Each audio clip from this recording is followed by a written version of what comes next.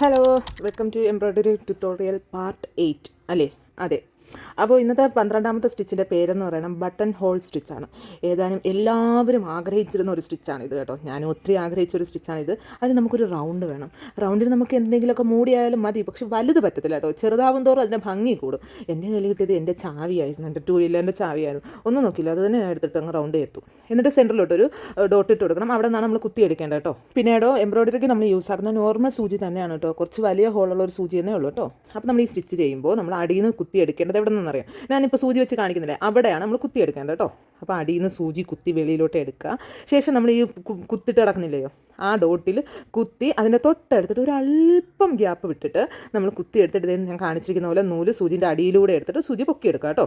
പിന്നെ നമ്മൾ ചെയ്യുന്നതെല്ലാം ഈ ഡോട്ടിനകത്ത് മുകളിൽ കൂടെയാണ് ചെയ്യേണ്ടത് കേട്ടോ. ആ ഡോട്ടിൽ ഹോളായിട്ടുണ്ടെങ്കിൽ കൂടി ആ ഹോളിൽ കൂടെ വേണം ചെയ്യാൻ വേണ്ടിയിട്ട്, അല്ലാതെ വേറെ ഒരു സ്ഥലത്ത് നമ്മൾ കുത്താൻ പാടില്ല.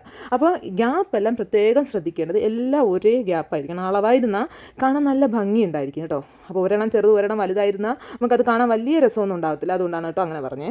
പിന്നെ ചെറുതായിരുന്ന ഭംഗി ഉണ്ടാകും, വലുതായിരുന്ന അത്ര വലിയ ഭംഗി ഉണ്ടാവില്ല എന്ന് ഞാൻ പറഞ്ഞു. അതിൻ്റെ റിസൾട്ട് ഞാൻ ഫൈനൽ ആകുമ്പോൾ കാണിച്ചു തരാം കേട്ടോ.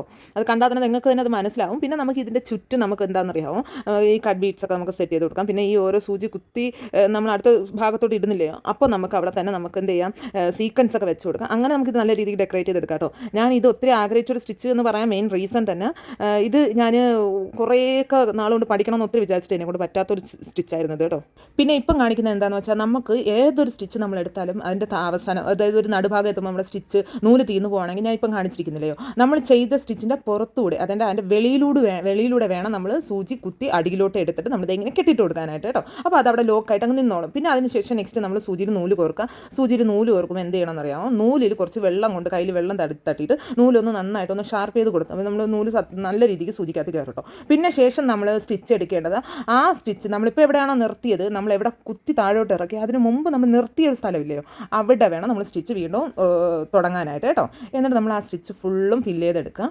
പിന്നെ അതിൻ്റെ അവസാനത്തെ സ്റ്റിച്ച് നമ്മൾ ഇടുമ്പോഴത്തേക്കും നോക്കിയാൽ മതിയാവും, നമ്മൾ ഫസ്റ്റത്തെ സ്റ്റിച്ച് എവിടെയാണ് എടുത്തത് അതിൻ്റെ തൊട്ടടുത്തായിട്ട് അങ്ങോട്ടും ഇങ്ങോട്ടും ആരും അറിയാത്ത രീതിയിൽ ഒരു സ്റ്റിച്ച് എടുക്കുക, ഫിനിഷ് ചെയ്യുക, കഴിഞ്ഞു. പിന്നെ നമ്മൾ അവിടെ കെട്ടിടുന്നത് ആ സെയിം സ്റ്റിച്ചിൻ്റെ തൊട്ടടുത്തായിട്ട് തന്നെ കുത്തി താഴോട്ട് എടുക്കുക. ശേഷം നമ്മൾ കെട്ടിടുക, സ്റ്റിച്ച് നമ്മുടെ തീർന്നു. അപ്പോൾ ഇതിൻ്റെ ഫൈനൽ ലുക്ക് നോക്കിയാണ്. ഇതിൻ്റെ ഫൈനൽ ലുക്ക് നമ്മളിത് കാണുമ്പോഴത്തേക്കും നമ്മുടെ ഇന്ത്യയുടെ കൊടിയില്ലേ, അതിൻ്റെ സെൻറ്ററിലിരിക്കുന്ന സംഭവം പോലെ തോന്നുന്നില്ലയോ? എനിക്കങ്ങനെ തോന്നി.